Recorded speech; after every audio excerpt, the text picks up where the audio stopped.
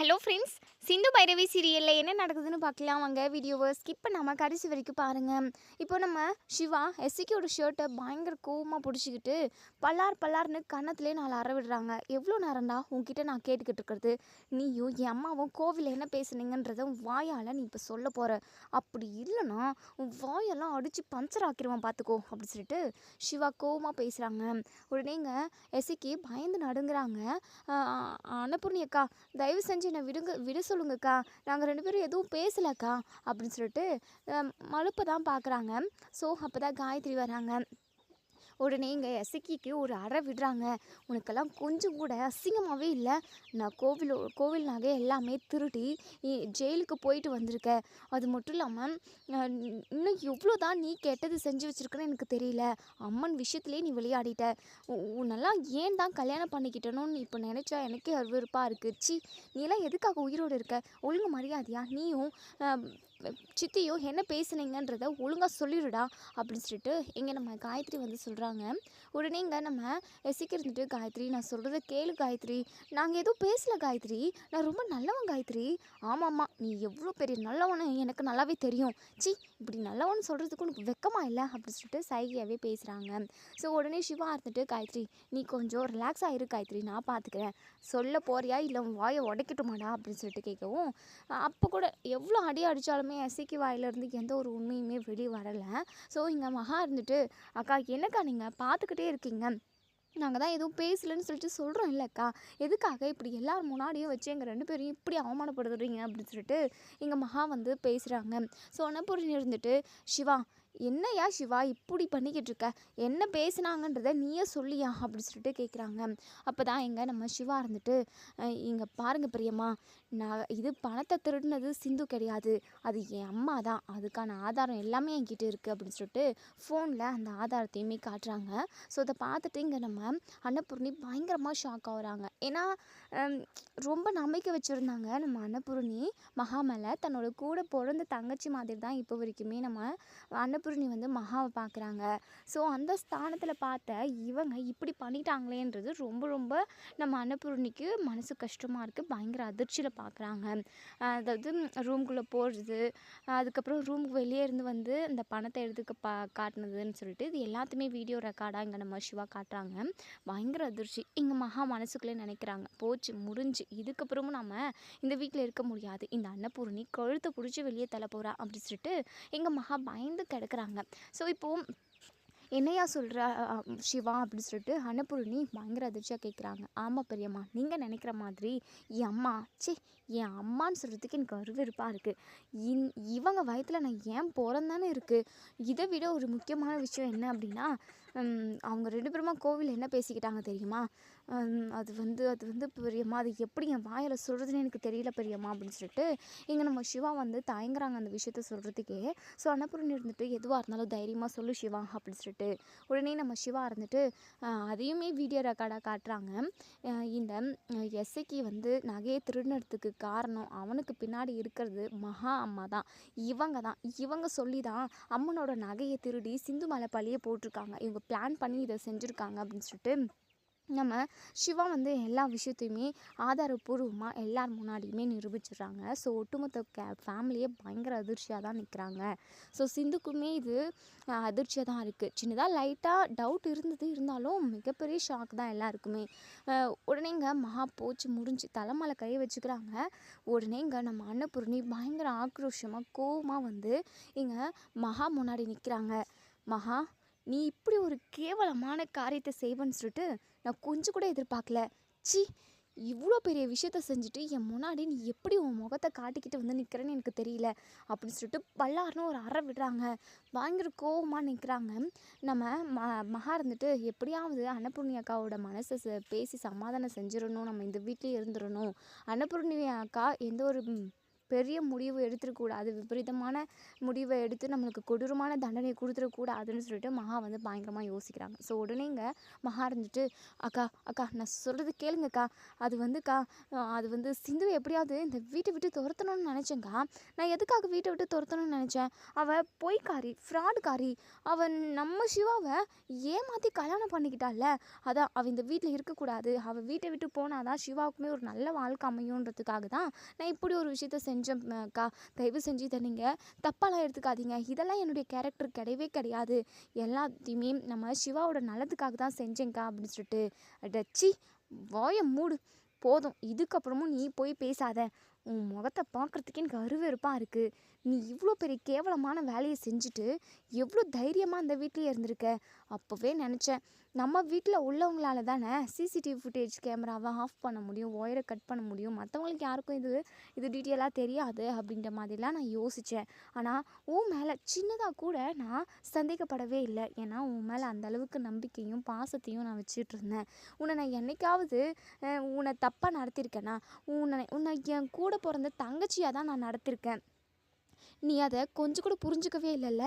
ஐயோ பா, இதெல்லாம் நினைக்கவே எனக்கு அவ்வளோ ஒரு கடுப்பாக இருக்குது. உன்னை அப்படி கழுத்தை நெரிச்சு கொன்று போட்டுடலாம் போல் இருக்குது, அந்த அளவுக்கு எனக்கு ஆத்திரம் வருது. ஆனால் அப்படி ஒரு கேவலமான வேலையை செய்கிற அளவுக்கு நான் ஒன்றும் உன்னை விட கேவலமான கிடையாது. இதுக்கப்புறம் நீ இந்த வீட்டில் இருக்கவே கூடாது. சிந்துக்கு என்ன தண்டனை கொடுத்தனோ அதே தண்டனை தான் உனக்கும். சிந்து இந்த வீட்டிலே இருந்தா, ஆனால் நீ இந்த வீட்டு பக்கம் கூட திரும்பக்கூடாது. இந்த குடும்பத்துக்கும் உனக்கும் எந்த சம்மந்தமும் இல்லை, வெளியே போடி அப்படின்ற மாதிரி சொல்கிறாங்க. ஸோ மகா எவ்வளவோ கெஞ்சி பார்க்குறாங்க, கதறி பார்க்குறாங்க. நம்ம அன்னபூர்ணி மனசை மாற்றிக்கல, ஏன்னா பயங்கர கோவமாக இருக்காங்க. ஸோ இப்போது எசிக்கியும் மகாவும் வெளியே போகிறாங்க வீட்டை விட்டு. மகா வந்து இங்கே சிவாவையுமே முறைச்சிட்டு போகிறாங்க, அதே சமயம் நம்ம சிந்துவையுமே முறைக்கிறாங்க. நீங்கள் 2 பேரும் எப்படி ஒன்று சேர்ந்து வாழ்ந்துடுறீங்கன்றத நான் பார்க்குறேன்டி அப்படின்னு சொல்லிட்டு சிந்துவை முறைச்சிக்கிட்டே வெளியே போகவும், அதுக்கப்புறம் எங்கே போகிறது என்ன பண்ணுறதுன்னு தெரியாமல் இங்கே எசிக்கியும் மகாவும் வீட்டை விட்டு வெளியே போயிடுறாங்க. ஸோ அன்னபூர்ணி பயங்கர கோவமாக இருக்காங்க, பயங்கரமாக அழுகவும் செய்கிறாங்க. உடனே நம்ம சிவா இருந்துட்டு, பெரியம்மா என்ன பெரியம்மா, எதுக்காக நீங்கள் அழுகுறீங்க, அழுகாதீங்க பெரியம்மா, நீங்கள் எதுக்காகவும் எந்த ஒரு காரணத்துக்காகவும் அழுகவே கூடாது, உங்கள் கண்ணிலிருந்து கண்ணீர் வரவே கூடாது அப்படின்னு சொல்லிட்டு சொல்கிறாங்க. இல்லையா சிவா, இதை என்னால் சத்தியமாக ஏற்றுக்கவே முடியலையா, மகாவை நான் எப்படியெல்லாம் பார்த்துக்கிட்டேன், அவளை நான் எவ்வளோ நல்லா கவனிச்சுக்கிட்டேன், அவளுக்கு என்ன நான் குறை வச்சேன், இதெல்லாம் யோசிக்கிறப்போ எனக்கு மனசே தாங்கலையா, எவ்வளோ பெரிய விஷயத்த செஞ்சுருக்கா, சாமி விஷயத்துலையே விளையாடிருக்காளே இவ அப்படின்னு சொல்லிட்டு இங்கே நம்ம அன்னபூர்ணி பயங்கரமாக அழுகுறாங்க. அதுக்கப்புறம் இங்கே மகாவும் எசக்கியும் இப்போ ரோடாக நடந்து போய்கிட்டு இருக்காங்க. எங்கே போகிறது என்ன பண்ணுறதுன்னு சொல்லிட்டு எதுவுமே தெரியல அவங்களுக்கு. ஸோ இப்போது இங்கே நம்ம எசிக்கு இருந்துட்டு, அக்கா என்னக்கா இது, அன்னபூர்ணி அக்கா நம்மளை வீட்டை விட்டு அந்த அன்னபூர்ணி வெளியே துரத்திட்டா, இப்போ நம்ம எங்கக்கா போவோம், சாப்பாட்டுக்கு என்னக்கா பண்ணுறது அப்படின்னு சொல்லிட்டு இங்கே கேட்டுக்கிட்டே இருக்காங்க. இங்கே எசிக்கி, டே எசிக்கி கொஞ்ச நேரம் வாயை மூடிக்கிட்டு சும்மா வாடா, நானே என்ன பண்ணுறதுன்னு தெரியாமல், தெற்கு தெரியாமல் திசை தெரியாமல் நடு ரோட்டில் இன்றைக்கி நடந்து போய்கிட்டு இருக்கேன். இதுக்கு எல்லாத்துக்குமே காரணம் அந்த சிவாவும் அந்த சிந்துவும் தான். இவங்க 2 பேரால் தான் நம்ம இப்படி இருக்கோம் அப்படின்னு சொல்லிட்டு பயங்கரமாக கோவமாக பேசுகிறாங்க. அதாவது சிவா தன்னோட பையன்றதை மறந்துட்டு எதிரின்ற மாதிரி தான் இங்கே மகா வந்து நினைக்கிறாங்க. சரிக்கா, இப்போ நம்ம நைட்டுக்கு எங்கேக்கா தங்க போகிறோம், எங்கே தோ இங்கே குப்பை தொட்டி இருக்குல்ல, இதுக்கு பக்கத்தில் ஆளுக்கு ஒரு சவுக்கு பையை போட்டுக்கிட்டு படுத்து தூங்க வேண்டியது தான். அக்கா அதெல்லாம் என்னால் முடியாதுக்கா, இங்கே கொசு, அதுக்கப்புறம் எறும்பு, பூச்சின்னு இதெல்லாம் நிறைய வரும்க்கா, சரியாக தூக்கமே வராதுக்கா அப்படி சொல்லிட்டு. ஓஹோ, தூக்கம் வராதோ உனக்கு, அழகா பெரிய ஒரு ஹோட்டலுக்கு கூட்டிகிட்டு போயிட்டு நல்லா சில்லுன்னு ஏசியில் தூங்க வைக்கவா, சரிக்கா அதெல்லாம் ஓகே தான் எனக்கு. டேய் வேணாண்டா, சும்மா எனக்கு கடுப்பை கிளப்பிக்கிட்டு இருக்காத, நான் என்ன பண்ணுறதுன்னு தெரியாமல் பயங்கர கடுப்பில் இருக்கேன். உனக்கு ஏசி கேட்குதா, ஏசி நைட்டுக்கா எங்கே தூக்கம் வருமாடா நமக்கு, எங்கே போகிறதுனே தெரியாமல் நான் இப்போ நடு ரோட்டில் நின்றுக்கிட்டு இருக்கேன், எல்லாமே உன்னால தாண்டா, நீ ஒழுங்காக கச்சிதமாக காரியத்தை முடிச்சிருந்த அப்படின்னா நமக்கு இப்படி ஒரு நிலமை வந்திருக்குமா அப்படின்னு சொல்லிட்டு உடனே ஏசிக்கு இருந்துட்டு, அக்கா நம்ம இவ்வளோ கஷ்டப்பட போகிறோம், இனிமே ஒரு வாய் சாப்பாட்டுக்கு கூட நம்ம கஷ்டப்பட போகிறோன்னா அதுக்கு காரணம் சிவாவும் சிந்துவும் தான். அவங்க 2 பேரும் ஒன்று சேர்ந்து வாழ்ந்துடவே கூடாதுக்கா, இதில் நம்ம உறுதியாக இருக்கணும் அப்படி சொல்லிட்டு நீ கவலையே படாத இசக்கி. அந்த சிந்துவை இதுக்கப்புறமும் நம்ம உயிரோட விட்டு வைக்கவே வேண்டாம். என்னைக்காவது தனியாக வருவாள்ல, அவளை போட்டு தள்ளிட்டு அதுக்கப்புறம் அன்னபூர்ணி அக்காவோட மனசை மாற்றி திரும்பவும் நம்ம அந்த வீட்டுக்குள்ளேயே போவோம். அப்போ தான் நம்ம நினச்சதை எல்லாத்தையுமே ஒவ்வொன்றா சாதிக்க முடியும் அப்படின்னு சொல்லிட்டு எங்கள் மகா வந்து சொல்கிறாங்க. அக்கா நீங்கள் சொல்கிறதும் கரெக்டு தான்க்கா. சீக்கிரமாகவே அந்த சிந்துவை நம்ம கண்டிப்பாக அவளை சாவடிக்கணும். அவள் செத்துட்டா அப்படின்னா நம்ம ஈஸியாக அந்த வீட்டுக்குள்ளே போயிடலாம் அப்படின்னு சொல்லிட்டு சொல்கிறாங்க. ஸோ இப்போது இங்கே எசக்கிக்கு ரொம்ப பசிக்குது. அக்கா பசிக்கிற மாதிரி இருக்குக்கா அப்படி சொல்லிட்டு. பசிக்குதா? பசிச்சா என்னடா பண்ணலாம்? கையில் ஒத்த ரூபா கூட இல்லை. அக்கா அதான் கழுத்தில் ஒரு செயின் போட்டிருக்கீல்ல, அதை வித்துடலாங்க்கா. இப்போதைக்கு நமக்கு கை செலவுக்கு ஏதாவது வேணும்லக்கா. என்னடா நீ அன்னைக்கு தான் உங்ககிட்ட ஒரு வலையில் கழட்டி கொடுத்தேன், இப்போ செயினையும் அடகு வைக்கலான்னு சொல்கிற. அக்கா அடகு வச்சா நிறைய பணம் கிடைக்காதுக்கா, வித்துடலாங்க்கா.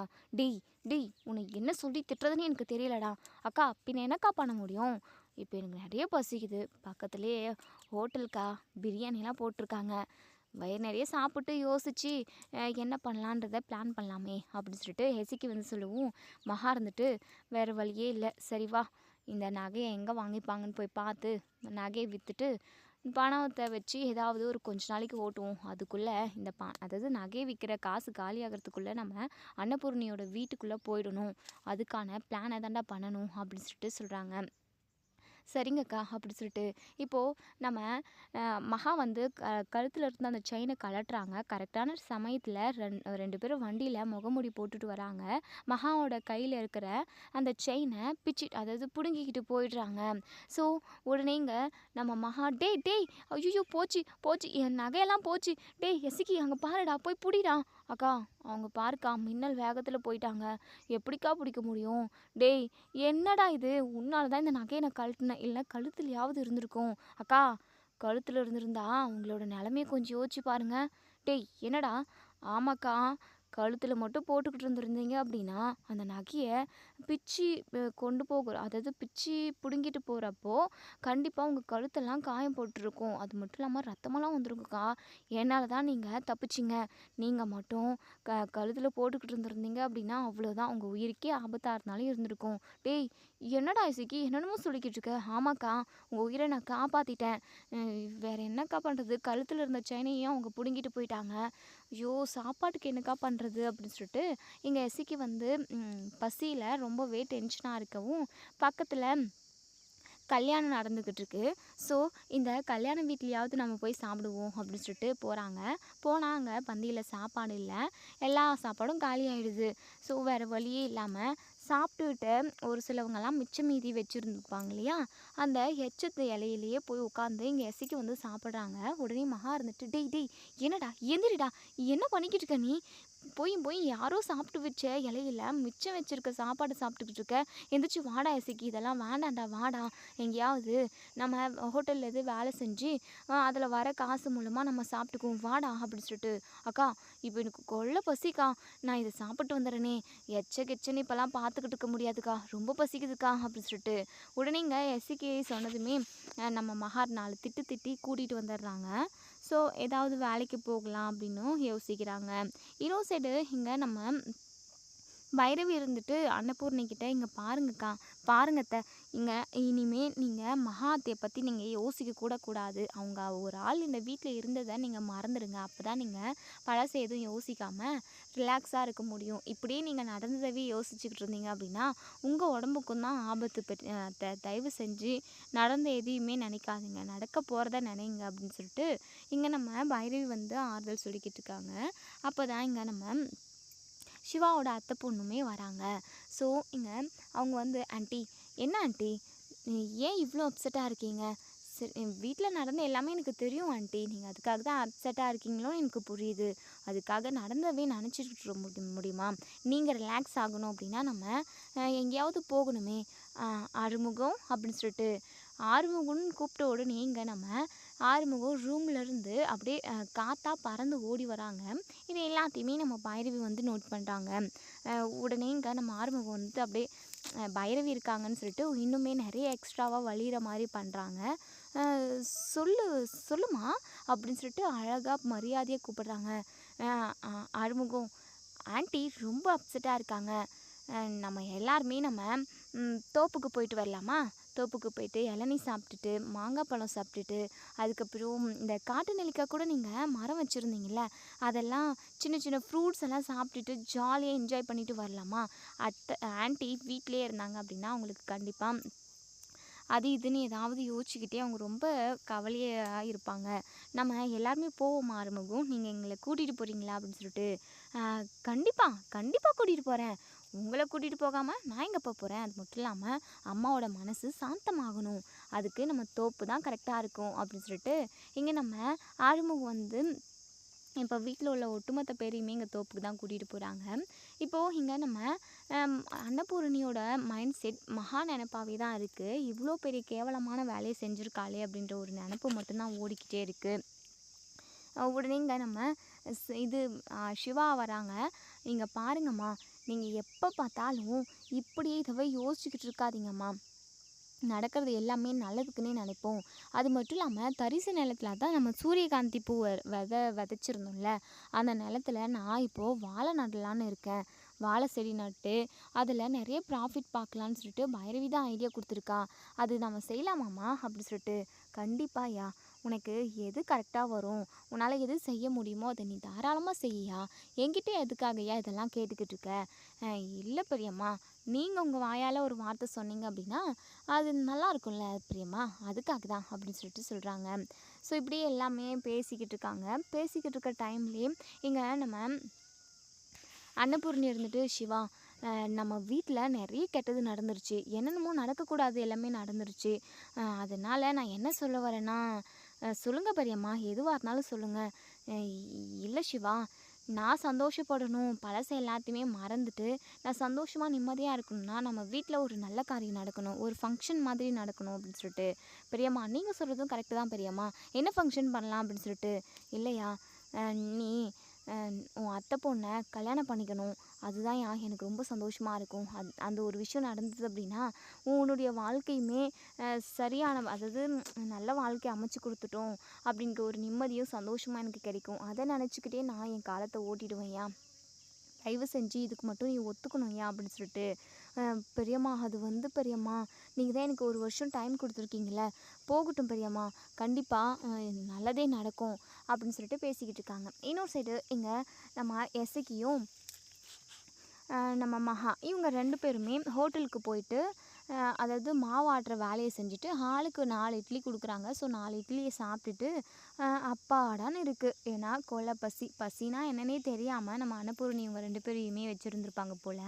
ஸோ பசினா எப்படி இருக்கும், பசியோடு இருக்கிறவங்க எவ்வளோ கஷ்டப்படுவாங்க, அதாவது ரொம்ப கஷ்டப்படுற ஏழையான ஃபேமிலியெல்லாம் நிறைய பேர் இருப்பாங்க இல்லையா, ஒரு நாளைக்கு ஒரு வேளை தான் சாப்பிட்ற ஃபேமிலியுமே நிறைய பேர் இருக்காங்க.